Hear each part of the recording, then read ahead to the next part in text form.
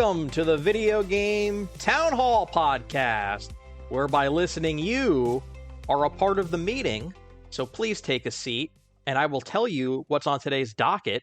The agenda includes things that disappointed us, games we're playing, a great quiz I wrote, and a fun story from the stream we recently had on Twitch. But let me introduce myself. My name is Jared Russo. I'm the mayor of Video Game Town and the host, and I am here with the man who is putting the website on his back.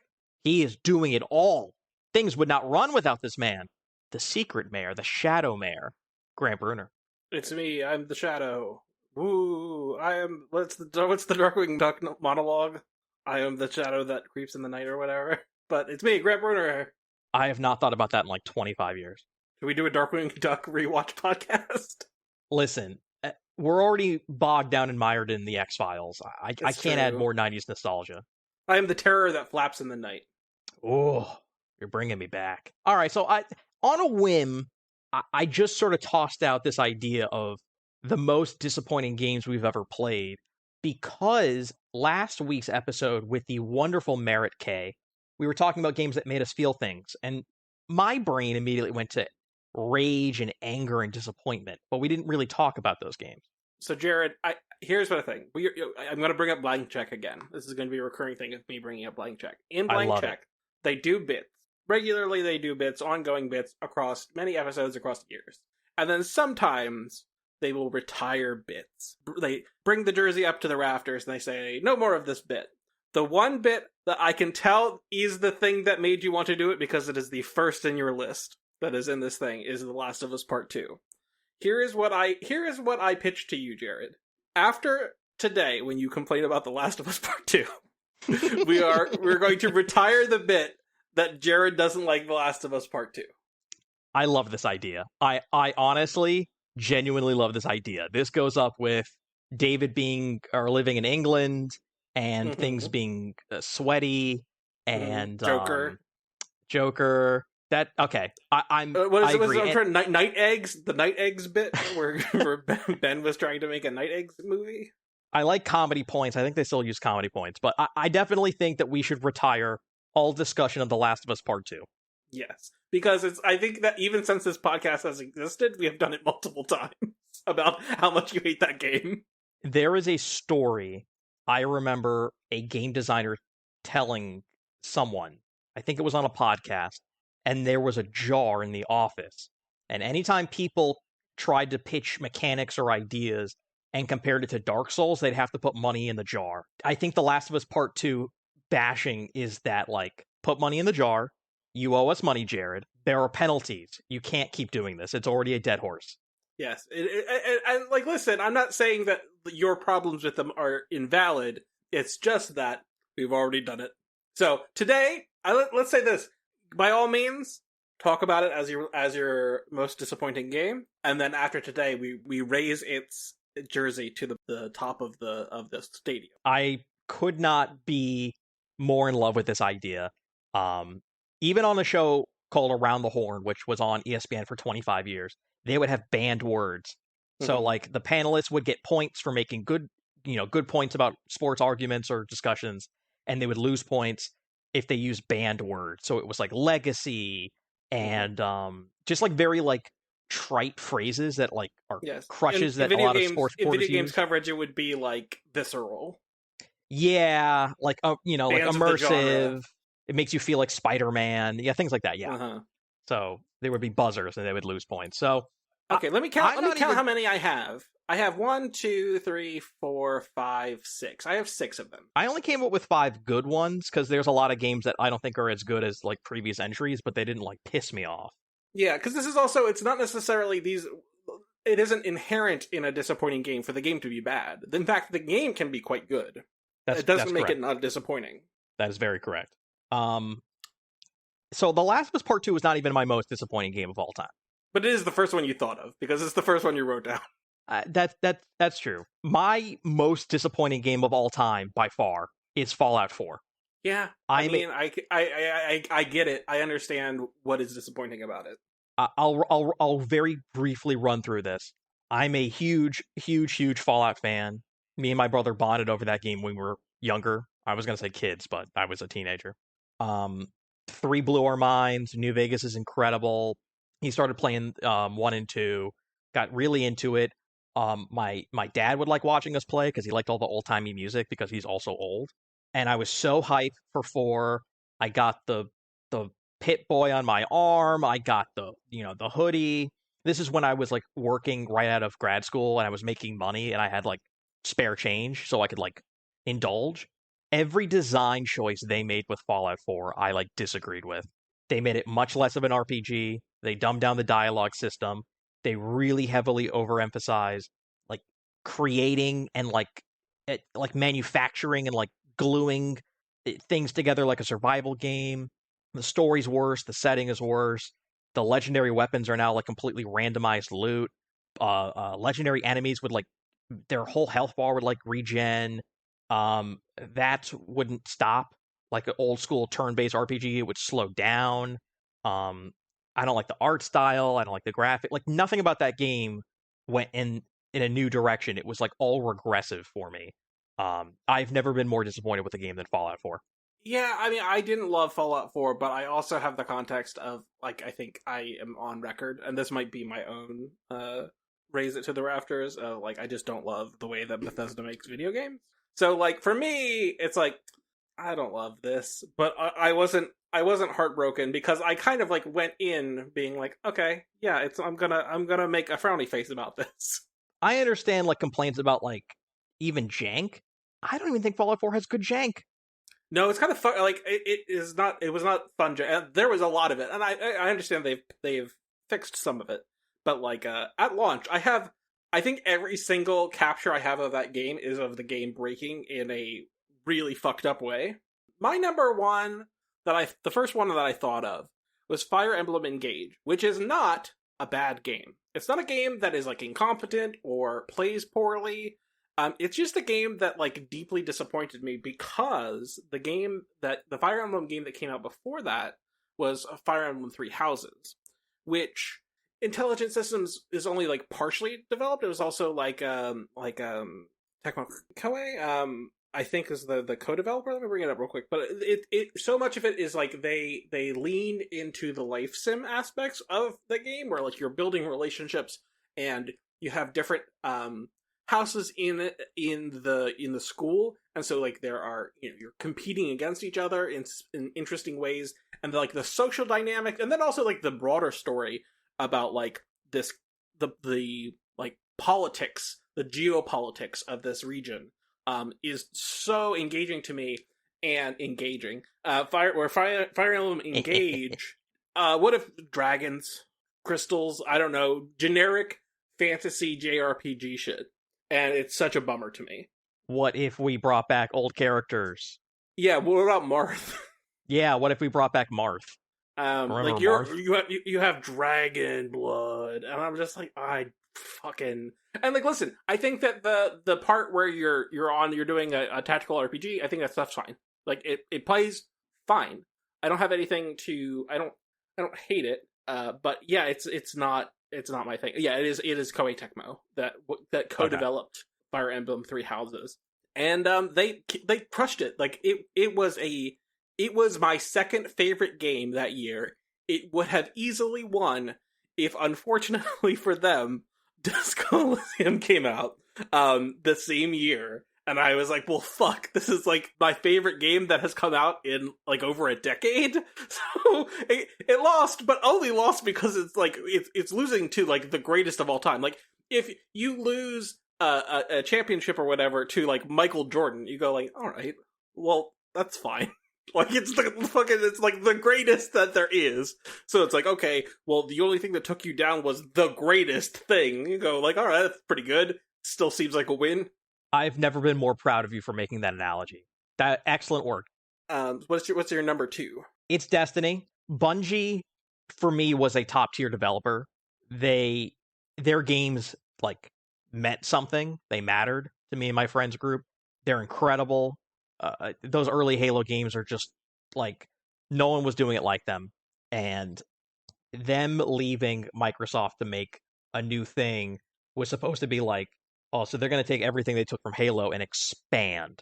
So like the single player campaigns were like fun action movie stories with like some interesting like lore kind of tidbits, but like, it wasn't like you were gonna like, oh, they got to bring this to the silver screen. But it was just their level design. It was their balance around the core set of guns.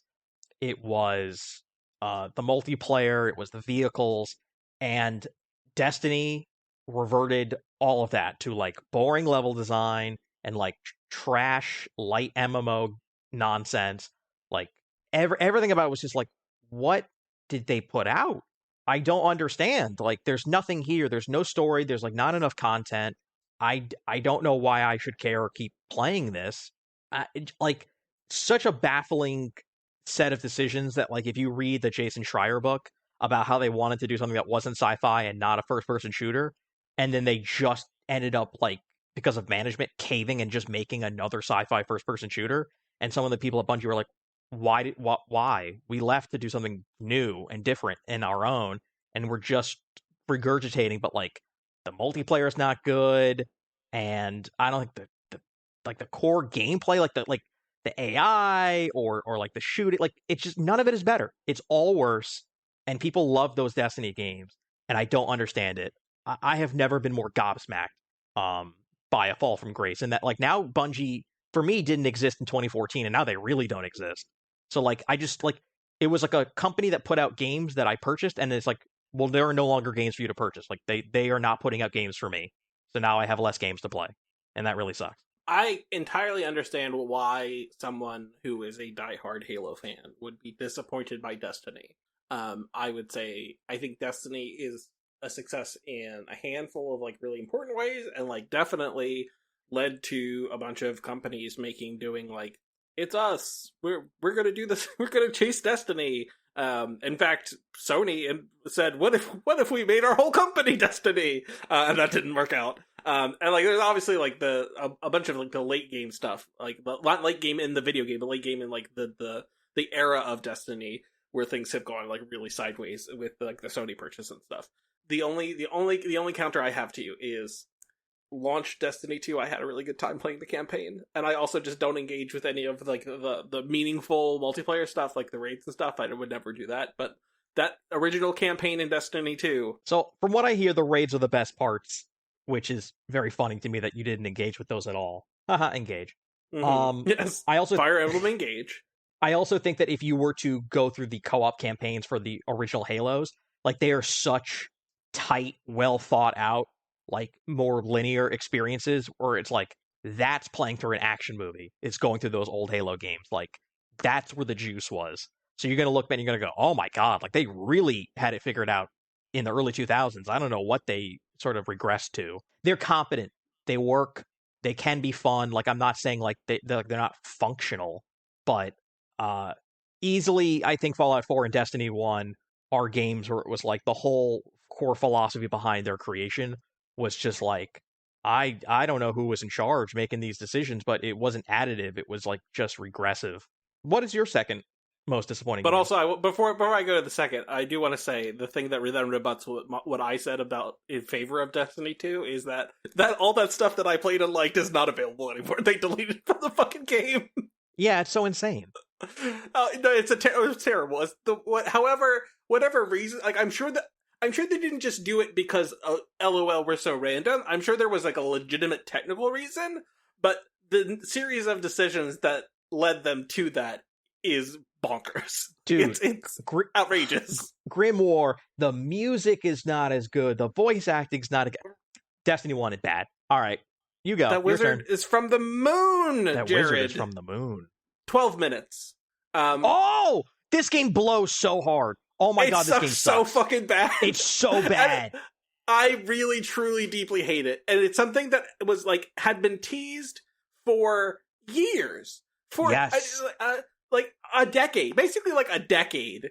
It had been like, oh, there's this game, and it's been shown about, and, you know, it's 12 minutes, and it was interesting. And, like, the pitch is great. The pitch is great. Yeah. And I think the first, like, hour of that game is great. Yes. Dude, I'm right there with you. I'm right there with you. And I'm like, this is cool. I'm digging this. I like this. I'm having a great time. And then further and further into the, because it's a time travel thing, it's a time loop thing. You're slowly unraveling. What the fuck does this mean? Why are these people acting this way? What happens? It gets dumber and dumber and dumber. And then there's like the big fuck off twist that it really, really, really makes you go like, oh, I have to like fundamentally accept something very stupid, just extremely stupid to do like a shock twist. They paid Daisy fucking Ridley. They paid fucking Willem Dafoe. They paid Ray Star Wars. Ray Skywalker. To say those fucking James McAvoy. They paid real actors to say those fucking words. Dude, we are stuck on a good wavelength because I agree with everything that you're saying. And also, it scored pretty well. Like, it didn't get incredible scores. Like, I think it got like 75. Like, sevens, yeah. Yeah, it's like, this is fine. And that is a game that needs, like, 2s. It is like, holy shit. What the fuck is this game? I locked this in the recesses of my mind, being like, I'm just never going to think about this ever again. You're so right on the money. Oh my god. And I think that, like, I had recorded a podcast where, like, I had played, like, an hour or two. And I was like, I'm having a great time. This seems great. And then it's like, okay, I recorded that podcast. Let's get back into the game. Oh, no! Oh, my God. What an all-time shit show. I couldn't believe what a catastrophe it was. Like, I was shocked. And also, I think that this game came out 2021. We had not met yet, I'm pretty sure. That's correct. But I feel like if we had known each other, it would have been pages of us DMing about fuck this video game. Hey, have you played this piece of shit? Yeah, I have. It is a giant piece of shit. What is your number 3? It's The Last of Us Part 2, and not because I have any sort of like personal attachment or reverence for Naughty Dog games. Like, The Last of Us Part 1 is a phenomenal game, and I very much enjoyed it. But at no point did I think I needed to make it my personality and like put tattoos of the Fireflies on my body. You know what I mean? Like, I have... No, that would be unhinged, but like, the Naughty Dog historically has made some pretty fucking cool games. Oh, no, great games. But like, in the way that like I own Halo shirts and like Vault Boy bobbleheads, I don't own anything from The Last of Us, even though that first game is really goddamn good. Great. I go in thinking, well, Uncharted 4, good. Lost Legacy, good. Surely The Last of Us Part 2 will be good. No, it's not. It is the single biggest waste of years of resources and money I've ever seen a major studio or publisher like put out. I'm flabbergasted that people said yes to reading the script. Like, great level design, incredible graphics, very good performances. The gameplay's like, everything about it is awesome, except for the one part that people care about. And I could not think of a like straight up like, what first draft piece of garbage did you bring to the table and just say yes to over and over? Like, get the fuck out of here with that game's story. And now people are seeing how bad it is when they brought it to the show and not only didn't make revisions to make it better, but like just change things around it, like kind of just like made it equally bad. Like, not worse, but just like, yeah, the parts that still don't work, and all-time disappointment. What a letdown.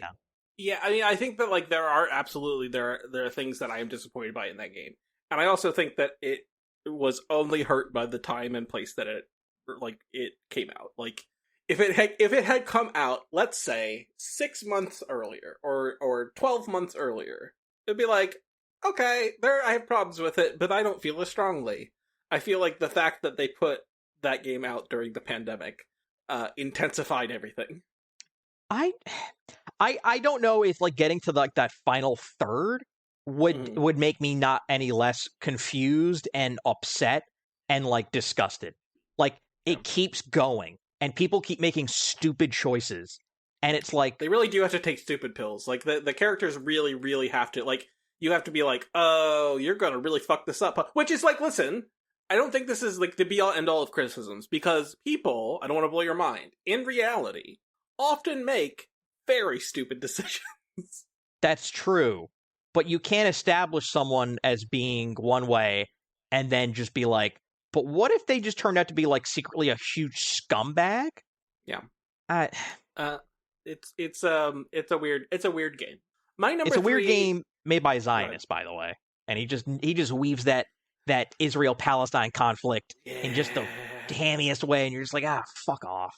Anyways, like, even if like beyond the ideological, like, I disagree with him ideologically, which is a problem. But let's set it aside. It also just doesn't work. It doesn't work. Like, it's a bad attempt to be like, oh, see, it's metaphor. Like, no, amateur hour. It's bad. It's not good. Bad. My third is I'm lumping two games in, so this is definitely cheap. But Watch Dogs and Watch Dogs Legion. Not Watch Dogs 2, which is good. Great, and I love it. Watch Dogs, trumpeted as one of the first next gen games in the PS4, Xbox One era. Very bland, very generic, open world game. It is the most, like, if you want to criticize the Ubisoft open world format, I feel like all of those Watch Dogs just goes down and checks every box of this feels like nothing about it is like awful to play, but it's so repetitive and so bland, and like nothing of note happens through the entirety of the game. You don't love Aiden Pierce and his iconic cap. It did give us a very good Frog Fractions bit, which I like. The real like sequel to Frog Fractions is DLC called like Iconic Cap, which is like extremely funny. So like I will give them that a different developer dunks on your game in a very funny way. But that first Watch Dogs is a 5 out of 10. It is fine. Yeah, it's okay. But honestly, it isn't even that visually impressive. Like, it's fine. It's not incompetent. It ended up not being that impressive compared to when it was first shown off. Yeah. And then Watch Dogs Legion really bums me out because I had really high hopes about it. Same. Where so much of it is proc gen.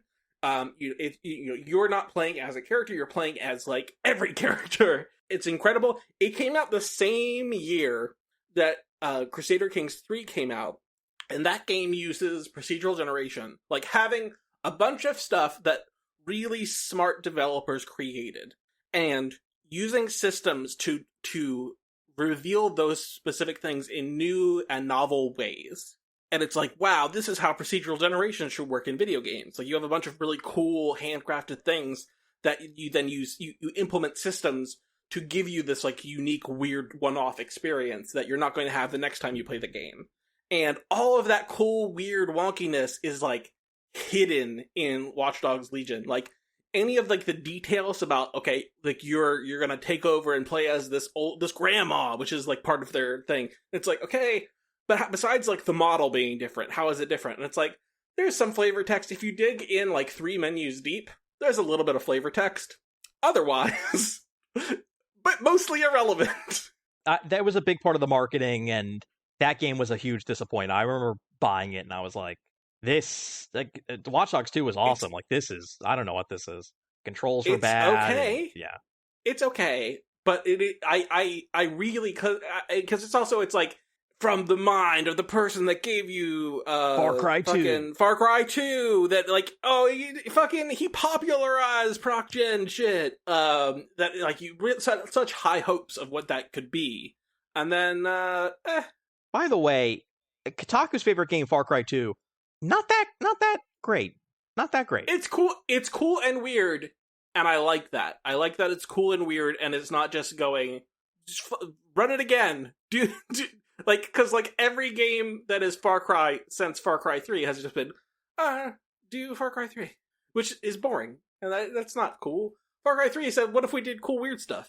And I want video games to do cool weird stuff. Could have gone on my list, some of the later Far Cries. They did that BC one, Primal, and it was like, okay, well, you're trying something new. But 5 and 6 are very disappointing. Now climb this tower, clear this camp.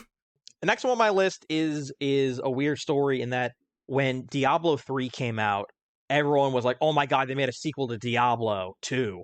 And then everyone I knew purchased it, and I'm like, "Oh, I guess I gotta purchase it." And then the game didn't work, and you couldn't play it.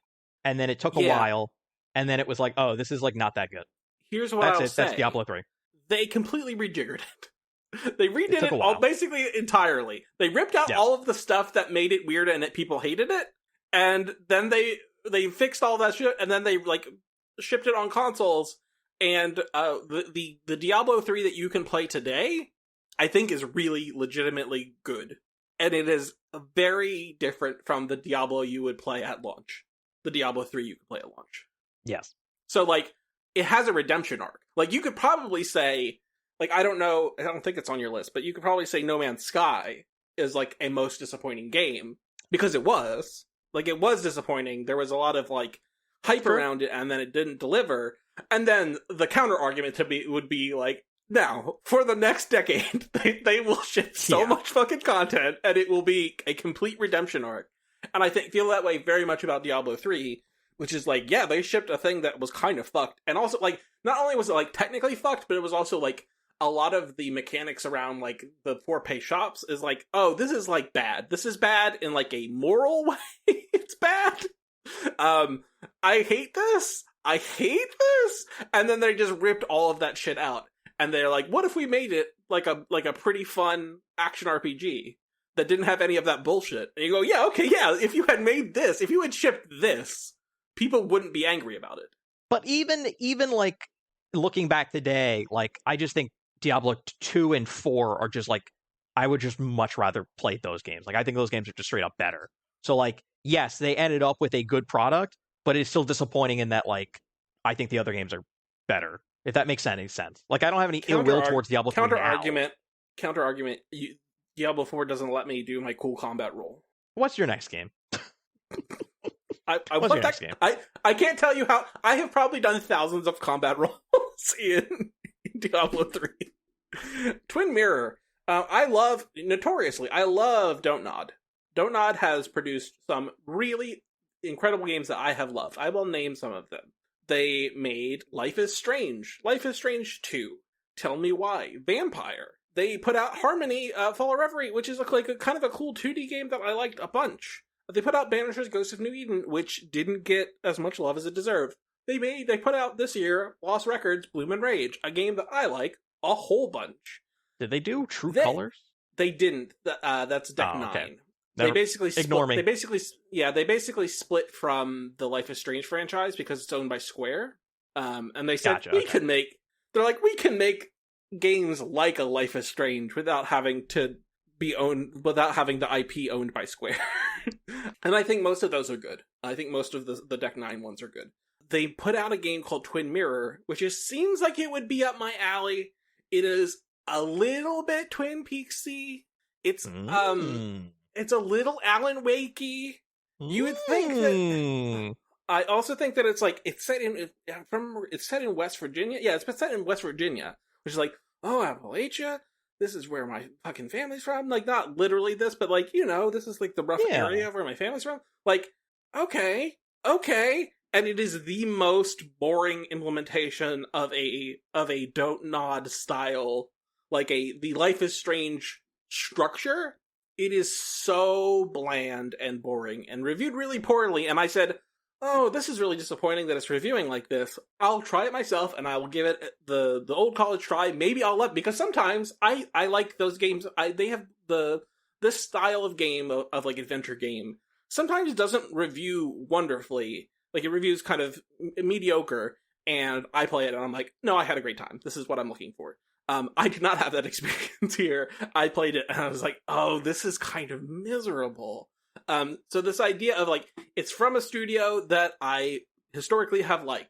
It has kind of a setting and premise that I think is kind of cool. And then just when it came time to actually play the game, wildly disappointing. Well, I don't have any files when I go into my brain of nope, no footage, no screenshots, no information. I nothing. I got nothing. Yeah, because I think it ended up, if I remember correctly, Yeah, okay. It was like they had partnered with Bandai Namco to distribute it, and then like halfway through that fell apart, and so they ended up self-publishing. Weird. Yeah. And in fact, there's even like I want to say there's like arcade games in the game that that are Bandai Namco, because like it was like, oh, this is a Bandai Namco product, and then it was like Bandai Namco like backs out, like, or like kind of backs out halfway. Um, and so I think that because they were self-publishing, they just didn't have the resources to like give it the full-throated like marketing push. And then also, if this is the game that you have, maybe don't give it a bunch of money to market it. Weird. What's your next game? Business is weird. My final one, I could have went in a number of directions. I could have went with like sequels that I don't think are as good as the first. And I was like, I don't know. I'm sure there's some Assassin's Creeds and Far Cry's. Even the follow-up to Gone Home Tacoma is good. It's not Gone Home good. I was really trying to rack my brain for something. And ultimately I came up with Hellblade 2, which I think is... Hellblade 1 is so... what's the word I'm looking for? It is so revelatory. It is so impactful. It is so personal for me. And 2, I was like, huh, that's I think that's the best way for me to describe it. I was just going through and I was like, huh. Where the first one I was like, I was wrapped up in it and I'm like writing and I'm feeling, and the second one I'm like, well, okay. So that's how I feel. I was being a little trolly when I saw it. I told you to get the fuck out of here when I saw that on your list. Here is my counter argument as a fellow mental illness sufferer. Is what I find so compelling about Hellblade 2, which is published by Microsoft. It's by a Microsoft-owned developer. Boo. They're under boycott, etc., etc., etc. What I find compelling about it is it subverts what happens at the end of the last game, which is like coming to terms with this trauma, and like you're like, oh, you're triumphant, and now it's like, but you have to live with it, right? Like you like okay, yes, you have like done the work, you've gone to therapy, you've gotten drugs, you're dealing with your mental health. However, you still have to live the rest of your life with this problem. Like, it is still there, and it is still going to be causing problems day in and day out. You can't triumph over it. You can't. That's not how it works. So I think the idea of continuing forward and, like, having to live with it, and you can't beat it. It like, rejects this idea of, like, you won, you did it, you finally got through and can reject this problem that you have, and you accept the death of this person. It's like, hey man, your shit is going to haunt you forever. There's no amount of work, there's no amount of acceptance that you can do that is going to make this not a thing. And I think that that's like a really strong narrative. So that is my counter argument for why Hellblade 2 is good and cool. I just don't think, outside of graphics and sound, I don't think any part of 2 is nearly as interesting or compelling or even better than 1. Like combat, puzzles, length, pacing. It's just a lot of the same, and it's like, why did they make a second? Like, I understand, like, narratively why they made a second one, but even then I'm like, you got to give me more. Like, you got to give me, like, something else. Like, this very much feels like the first game again, but not even as fun is not the right word, but like the actual like minute to minute gameplay itself the novelty is worn off. I already know the magic tricks, like, but they didn't offer me anything more.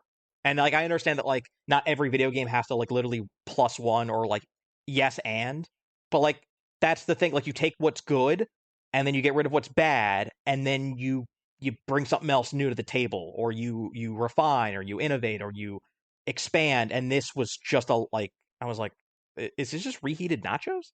So that's why I put it on the list. And not that it's bad. I just, 1 is just play 1. Like, you don't have to play 2. I would highly recommend you just play 1. Like, this is not additive in any way. It's just like more, but like reheated nachos. That makes sense? I mean, I understand what you're saying. I disagree with the premise, but I understand. Yeah. I'm just gonna cut one, and I'm gonna end up with Anthem, the game. Oh yeah. It was. I mean, it was the straw that broke the camel's back. Which is not to say that like everything that went sideways with BioWare is all Anthem's fault. It's not. But it is kind of like where everything started to completely unravel. Like where all of the problems that had piled up, like finally we're like, okay, there's no getting around this anymore. We aren't going to overcome the problem. The thing that you love about BioWare is eroding. And it sucks. That game took up so much time and resources, and it went really sideways. Like, I think that, like, people talk about, like, oh, the ending of Mass Effect 3 was controversial, and oh, Mass Effect Andromeda was a little wonky, and certainly from the tech side it was, but, like, those are good games. Like, at the end of the day, those are good games. The thing that are flawed, and certainly I think it's reasonable to be disappointed in Mass Effect Andromeda.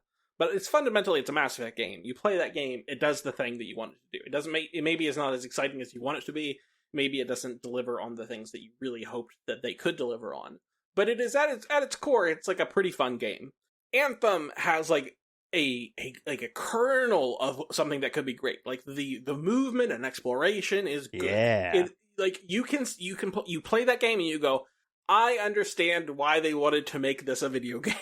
Like, yep. I get they developed this thing and they're like, it's the I think you should leave thing where it's like, I gotta figure out how to make money on this. I really want to, but it is not structured correctly. There is a huge grinding aspect to it. Like there's a progress gate. Like it is a literal progress gate. And it's like, hey, pal, you gotta go grind for fucking 10 hours, pal. Sorry. That I think is where the vast majority of people who played that were like, okay, check this out. No. How about I don't do that? What if I instead did literally anything else?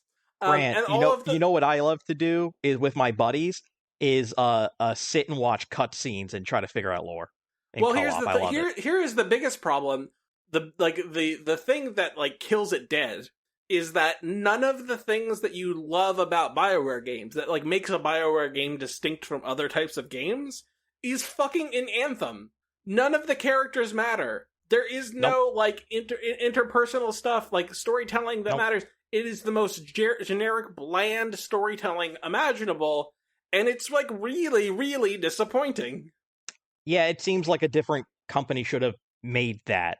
Or it should have been a different, like if BioWare is going to make that, you have to marry the BioWare, like, the ideas behind BioWare. You have to marry that better to the combat or whatever. Like, I think everything about it was fundamentally flawed from the get-go. And, like, here is the really terrible thing, is that I think that I like Anthem more than most people like Anthem. And I'm really, really frustrated by it. And, like, especially now, like, as time has gone on, I've only become more frustrated by it because it is indicative of everything that has gone sideways with BioWare. Or the gaming industry. On the gaming industry. But I'm like, at the time, I'm like, there's stuff here. Like, I get it. I understand why. It isn't like it's a total dog shit video game. There's reasons why the people made the decisions to do what they were doing. It's just they made the wrong decision. Yeah, if it was like a single player thing, then they could have but they were like, no, it's got to be like loot and co-op and DLC, and also the main menus have to like be controlled like with a mouse, so it's like that cursor that you get for console games. Oh, I hate that so much. That seems like the whole industry just like wanted something that didn't exist. And they're like, what if every game was like this for money? And it's like, no, stop it. Cut it out. Yeah. You can't turn everything into World of Warcraft. Like, this is not... No. Nope. Yeah. Well, I think this is very much them chasing Destiny. This is maybe the most, like, obvious Destiny chase that failed miserably. It's just so strained. So, all right. Those are some very disappointed games. But you know what game I'm not disappointed in? Death Stranding. What's that, Jared? Oh, yes. I mean, Death Stranding is... Dude. Great. I'm on the Death Stranding train. I get it. I'm playing it. I'm like, yep, this is good. It only took you, what, like 7 years. Listen, I think that like if you were to put the game on mute and visually watch those cutscenes, you're like, wow, this is impressive. And then the moment you like hear his writing, you're like, oh, fucking turn it off. But like going and exploring and like finding people's packages and seeing the leftover like bridges and like, oh my god, like I get it. I like it clicks. The systems they slowly introduce with like, don't piss off the baby, you gotta soothe the baby, so you can't just be falling over and shit. The rain making you kind of just like speed it up, let's go, like deliver the packages. Like all the core mechanics are great. The lore reasons behind them and space whales or whatever, like okay, sure, you're on drugs. But this is the kind of Kojima stuff that I love, where it's like you have to make sure that the character, like in MGS5, showers, because if he's too smelly, people will smell you and you can't be stealthy. Like, that's fucking genius. You know, it's stuff like that. So I'm really enjoying Death Stranding, and I'm definitely going to play 2, and I cannot fathom a world in which Death Stranding 2 doesn't make my top 10 of the year. Yeah, I mean, listen, I have been on that Death Stranding tip for some time, since it came out in 2019. The thing that really got me, the thing that convinced me, I think there are multiple things, but the thing that really speaks to me specifically is it is a game that is like, what if we lived in a society? It's like, hey, bridges are good, roads are good, having communications between villages is good. We should have infrastructure. We should have a government that ensures that hey, what if we all piled our resources together? And then with those resources, we could do things like have roads. And I think especially like in 2019 is like, I needed that. I needed it to be like, yeah, man, taxes. What if we had a society in which you could pay taxes and then the government did services for you? What if? Listen, that's wonderful. At the same time, you've seen the Gersman clip, you know, in the Giant Bomb days of, there is no subtext. It is just text. Like, everything is just so literal and just, like, cartoonishly juvenile. I mean, his name is Porter Bridges. He builds bridges and he's a porter. Like, yeah, I know. It's the bit. Yeah. No, I know, but I don't have any time for the, like, yes, you're friends and you're a star fucker and you put them all in the game, that's great.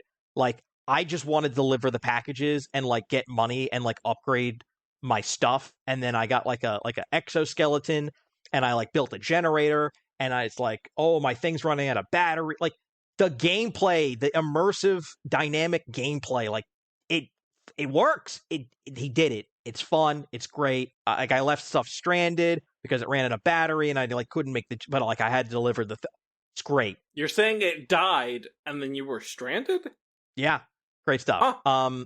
Combat's not good. The little gun they gave me, that's stupid. I think they made that better in 2. I could do without, like, the globby tar hands pulling my ankles or whatever, like that, you know. I do think like they do a lot of streamlining in 2 that I think is good. Yeah. But more importantly, do you know what your adopted mother / the president of the United States is named? Something stupid? I don't know. Bridget Strand. Oh, yeah, that's right. Yeah. See, you find that, like, amusing. I find that just, like, so, like, fucking ridiculous. It's like... Yeah, but it's the whole thing. You have to be... It's like, because I have been a Metal Gear person for so long. Yeah. It's like, this you know what you're signing up for. The first Metal Gear game I ever played was 5, so I don't know what I'm signing up for. But I'm very much... Thank God the gameplay is so refined and interesting and, like, really ahead of its time. Even, like, playing Death Stranding, like, games, like, don't think in this way. And that's... So I'm very much looking forward to the next year and a half of me playing older Metal Gear games for this website. Because the gameplay holds up. I am not in it for the storytelling. Because Jared, what is the name of the lady in Metal Gear Solid 5 that doesn't say any words? Quiet. What is the name of the guy who has on his face a skull. Is it Skullface? Skull? Yes, exactly. That's so stupid! That's so the whole stupid. thing. It's the whole thing. Die Hard, man. Get the fuck out of here. That's the dumbest shit ever. I mean, listen, it's extremely dumb, but that is the part that is good. No, it's actually not. For me, when FromSoft trolls you in Dark Souls, like all their like trolly nonsense where like boulders will fall and like people will be around corners and like, you know, in Sekiro, a guy on like a kite will like soar in and like tackle you at like those are hilarious. Kojima just like giggling to himself and like naming someone like I'm the villain, man. It's just like, go fuck yourself, Kojima. Fucking ridiculous. You've been playing a game. I have been playing a game. In fact, I streamed it on Twitch, twitch.tv/videogametown, and it is available if you search up if you go to videogametown and click on our YouTube link, you can watch the entire VOD on YouTube. It's the best stream we've ever done. It's really fucking good. It's the best. Molly's the best. Thank you guys for doing it. Incredible. We played an hour of Sword of the Sea. It is the most recent game. It just came out from Giant Squid Studio. It is the people who made Abzu and the Pathless. I like Abzu a bunch. I like the Pathless in some ways and dislike it in other ways. Needs a nap. It is the core pitch is what if Journey met Tony Hawk met Zelda, and it's great. It does seem interesting. I'm interested. I would recommend you play it. It's $30. It's like let's say 5 to 10 hours long, depending on how much collection stuff you want to do or how much trick stuff you want to do. It is a fantastic game that I would recommend entirely. I'm going to do a write-up of it. I think that this is the strongest game that they have done so far, and I think that it very much so notoriously it is I believe the art director of Journey left that game company and moved on to co-found this studio, and this very much seems like the continuation of the ideas of Journey in a modern game that says like, okay, here is like these cool environmental aspects of Journey, but what can we do? What can we do that is additive? What is different from that in an interesting way that makes it enjoyable to move around? And like that's the thing about those games is like you're exploring, but it's also like it feels good to do stuff. I'm intrigued. I would definitely check it out. We're also as we're recording this, it's not taken place, but by the time you're hearing this, it will have already taken place. Metal Gear Solid Delta, which is a kind of ground up remake of Metal Gear Solid 3 coming out. We will have streamed it. I'm going to buy this game and play it. I'm actually really interested in like going back and like redoing. Listen, by all accounts, it is, hey, we made that game very faithfully with slight tweaks to controls and new graphics, and then in every other meaningful way, it is just that game from the PS2. Yeah. No, I do. I want to play every single Metal Gear game I can get my hands on. It's just like we're getting into the time now where like there are like 2 games a week that are coming out that like I want to play, where it's like Ninja Gaiden and Shinobi and Dying Light, The Beast, and Borderlands and Silk Song and insert other. It's just like, geez, like they're all coming out now, so it's a lot. But we will have streamed it. It will be available on our YouTube page. And it will be up on videogame.town. Grant, I have a quiz for you. Yes. It's called First Things First. I went to a list. Yes. I went to a list of the first time things in gaming history happened. So whether that's mechanically or a genre or hardware or... Is this from the Giant Bomb Wiki? Oh, I don't know what wiki I got it from, but I believe this is all true. I feel like Giant Bomb has a bunch of those where it's like the first time the concept of hiding in a box happened in a video game. Oh, well, this is a little more straightforward than that. You'll see. Okay. We'll rapid fire through these. Some of these you'll get and some of these you won't, and that's the fun. Okay. What is the first farm life simulator game ever made? I'm going to say Sim Farm in like 1992. Is there a Sim Farm? Oh, yeah. Hell yeah. I've played so much. Is that a real thing? Yeah. No, it's great. Wow, that's actually not what I have written down. It's not from 1993. No, this game is from... What the hell? Is my whole A quiz fake? I had written down Harvest Moon for SNES in 96. No, Sim Farm exists. It's great. It's awesome. What? Do I get extra points for being more right than your game? Yeah, than the website I went to? Yes, you do. Okay, let's try this again. What is the first 3D hack and slash game? Oh, 3D. Is it... Fuck. Kingsfield? Kingsfield, 1994, PlayStation 1, FromSoft, yes. I'm doing better than I thought I would do, because it seems like... Dude, you're 2 for 2. It seems like a really hard premise, but it turns out... All right, let's toss you this one.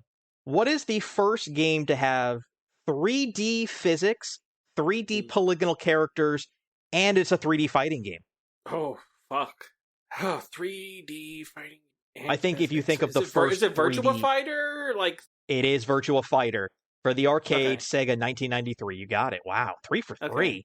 What is the first 3D survival horror game? 3D survival horror game. Fuck. Well, Alone in the Dark? Alone in the Dark! Infogrames, 1992 for PC, yes.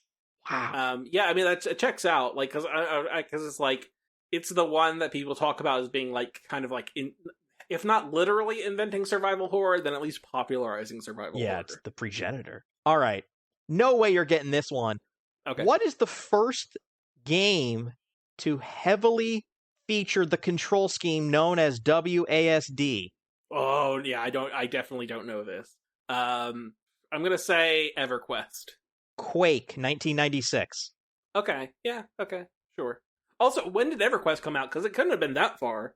EverQuest 1999. Okay, so it's not that. It's a little bit later, but not that far. What is the first game? I mean, this is for fighting games, but for all intents and purposes, what is the first game to have a combo system? Combo meter, do some combos. I feel like the answer can't be.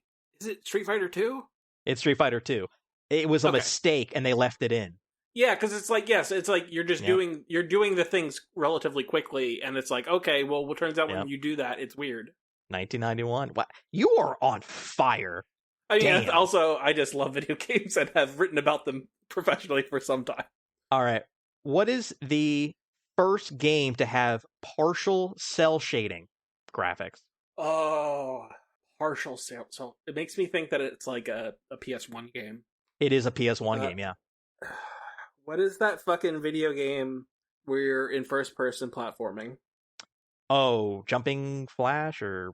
Yeah, is it that? No, that's like polygonal. That's like you're a rabbit. Okay, yeah, I don't know the answer. Punch, kick, it's all in the mind. Parappa the Rapper, 1996. Oh, is Parappa the Rapper cel-shaded? Partially. Okay. Some of it is. Because it seems like, in my memory, it's all just like... basically like sprites that are just being bent around. There was some cell shading that they used. Okay. Yeah, I mean, I wouldn't know that. I would not have guessed that. All right, this is a trap. I'm telling you now, this is a trap. What is the first game? It's a trap. What is the first game to introduce QuickTime events? Shenmue. No, see, I told you it's a trap. It's not Shenmue. Not Shenmue. So you're saying it's before Shenmue, or you're saying... It is before Shenmue. So Shenmue was 99. This is from 96. It is a Sega arcade game based on a movie. Based on a very popular movie. Yeah, one of the greatest action movies ever made. Die Hard? Die Hard. Die Hard at QTEs. Huh. Yeah. Okay. But certainly the one that people think and care about is Shenmue. Is Shenmue, yes. But it's Sega. Sega was definitely on that train. Is it from Yu Suzuki? Did Yu Suzuki work on that game? You know, I wouldn't be stunned if he did, but... I'll look it up. All right. What is the first game to have a radial menu? Oh, radial Just shot in the dark. I'm going to say, I think that like it has to be a JRPG. It is. And it has to be one that I'm not playing. I'm going to say like Shining Force or something. Secret of Mana. Okay. Yeah, you were close. Yeah. It definitely seems like a thing that a JRPG would do. Doesn't look like, but I'm looking on Yu Suzuki's Wikipedia page. Doesn't look like he worked on it, but he certainly loves them. Maybe he just like casually mentioned it to someone else, and they're like, "Oh, we should put that in this." Yeah, we should do that. Do that. Write that down. Write that down. Write that down. What is the first game to have an official cover system? Like Oh, duck beneath it a is table. Built in. It's built in, not like you're just literally like you're moving your character model behind a wall. Yeah. Is it like Siphon Filter? Dude, you're okay. It's not sci-fi. You're so close though. It is like a mid 90s arcade game from Namco. Fuck. Oh. 95, a light gun game. Oh, what the fuck is that called? I don't have it. But I know. Could it be Time Crisis? Time Crisis. Yeah, dude. I don't think I've played Time Crisis, but that makes sense. All the Time Crisis games are great. I'm trying to think, because there were light guns, like the Terminator 2 light gun game, obviously. I played the ever-living shit out of that in the arcade. But there were other ones that I played, and I don't remember what they were called. I'd have to look at footage of them to realize what they were called, because also I was young. You're doing so well at this. What is the first game to have elements of tower defense, lives, levels, a high score, saves, and continuous music? Oh, is this that fucking NES? Is it an NES game? No, even earlier. Oh, the concept of lives, continuous music. Is it an arcade game or is it a console game? It's an arcade game from the late 70s. From the late 70s? Fuck. Very famous. I mean, like, Pong is, like, notoriously from the late 70s. And I think... What came after Pong was, like, the big game. Is it... Is it Pac-Man? No, it's before Pac-Man. Pac-Man was 80. Galaga... Oh, you're so close! It's from Taito. Fuck. It's Space Invaders. Oh, that's what it is. Space Invaders. Yeah. I was going down my brain thinking about then like aliens in the name, and it's not. Yeah. Because they're Space Invaders, not aliens. Duh. What's the first console RPG? Console RPG. I guess it depends on how you define RPG. I think that because you definitely the Wizardry games I think are all on PCs. But also, what counted as a PC and what was a console was also weirdly blurred at the time. Well, I'll tell you that this came out on the NES. Okay, then it's Dragon Quest. Dragon Quest, 1986. That is correct. Because Dragon Quest is those very, very, very, very early JRPGs are a bunch of Japanese devs played Wizardry, which is a Western game, and they were like, "This shit fucking slaps." Holy shit, this is great! And then most of the West was like, Wizardry, who gives a shit? And then they made a bunch of JRPGs, and it turns out it was great. I think this is my favorite quiz we've ever done, because you're actually really scary good at this. Video games. What is the first game to have an official New Game Plus? Huh. That's interesting. I don't know. So it is a 100% complete guess. I don't have a good... I'm trying to think about games that I can remember that have a New Game Plus. Zelda definitely has one, and that's relatively early. So I'm going to say The Legend of Zelda. Oh, I have a game written down from much later. I mean, I guess it depends on how you refer to, but it has a second quest.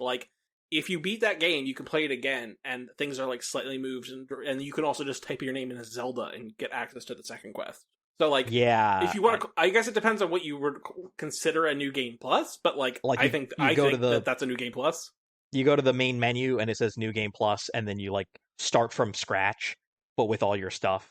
I have written down Chrono Trigger from 1995 SNES. Oh, well, I mean, I guess I guess it's it depends. It depends on how you define it. But certainly, I think that it is the second quest in Zelda is certainly New Game Plus adjacent. Or Ghosts and Ghouls or Ghosts and Goblins or whatever. It's you beat it and it's beat it again or whatever. Yeah, just play more. What's the first game to use motion capture for a game's animation? Is it Fahrenheit? Considering I don't know what that is. It's the David Cage. It's the David Cage game. It's also called. Hold on, let me look up the David Cage gameography or ludography. I'm going to say that this was well before David Cage made video games. Okay, so Fahrenheit is the Quantic Dream game. And it's also called something else. Indigo Prophecy in North America. It's called Fahrenheit in the rest of the world. No. The first game to use here. No, the first game to use motion capture was in the late 80s. Okay. Oh shit. It's a famous example of this. Is it Prince of Persia? Prince of Persia, 1989, Apple II. Okay. So kind of Like, I guess, but they just drew over like some like frames. Yeah, but they're not like collecting. To, like... Sure, I guess. Yeah. Okay. Fine. Hey, man, that's what I have written down. It says it counts. There's so many more of these. I mean, do you want to keep going? Because we're like well over an hour. Give me one more and we'll wrap up. One more for you. One more. Ooh. Okay, what's the first game to ever have facial animation, a cutscene, and a power-up? Facial animation. I mean, it's like a facial animation like that. Like that's like a red herring of sorts. Cutscene and power. A cutscene and a power-up. It has to be really early because you've actually already guessed this game. Already guessed it, so it's not. I was thinking like because I want to say like the Ninja Gaiden on NES has like earlier. Basically what you would call cutscenes. Earlier. Space is it Space Invaders? No, is Galaga? No, but you're like in that range. Pac-Man. Pac-Man. It is Pac-Man. 1980. Okay, I was just going through the things that it's a mouth. Yeah, it's a mouth. Like that technically counts. There you go. I had a bunch more. Well, maybe we can do more of this in the future. Great stuff. We did it. What an episode.